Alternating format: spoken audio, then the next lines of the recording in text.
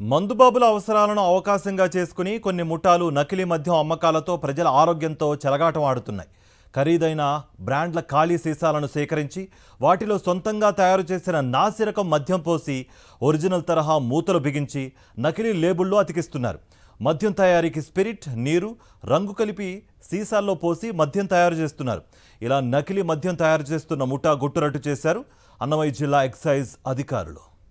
అన్నమయ్య జిల్లా ములకల చెరువులో నకిలీ మద్యం తయారు చేస్తున్న ముఠా గుట్టురట్టయింది. ₹1 కోట్లకు పైగా విలువైన నకిలీ మద్యం డంప్ను ఎక్సైజ్ ఎన్ఫోర్స్మెంట్ అధికారులు స్వాధీనం చేసుకున్నారు. 9 మందిని అరెస్ట్ చేశారు.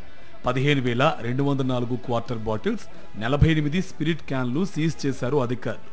తంబళ్లపల్లె టీడీపీ ఇన్ఛార్జ్ జయచంద్రారెడ్డి బావమర్ది గిరిధర్ రెడ్డి కనుసన్నల్లోనే అక్రమ మద్యం తయారీ అవుతుందని అధికారులు చెబుతున్నారు. మంత్రి రామ్ ప్రసాద్ అనుచరులకు కూడా భాగస్వామ్యం ఉందని తెలుస్తోంది. అన్నమయ్య, చిత్తూరు జిల్లాలకు నకిలీ మద్యం సరఫరా చేస్తున్నట్టు గుర్తించారు అధికారులు. ప్రత్యేక మిషనరీ ద్వారా బాటిల్లో నింపుతున్నారు నకిలీ ముఠా. ఇలా తయారు చేసిన నకిలీ మద్యాన్ని రాష్ట్రంలోని వైన్ షాపుల్లో సరఫరా చేస్తున్నట్టు పోలీసులు గుర్తించారు.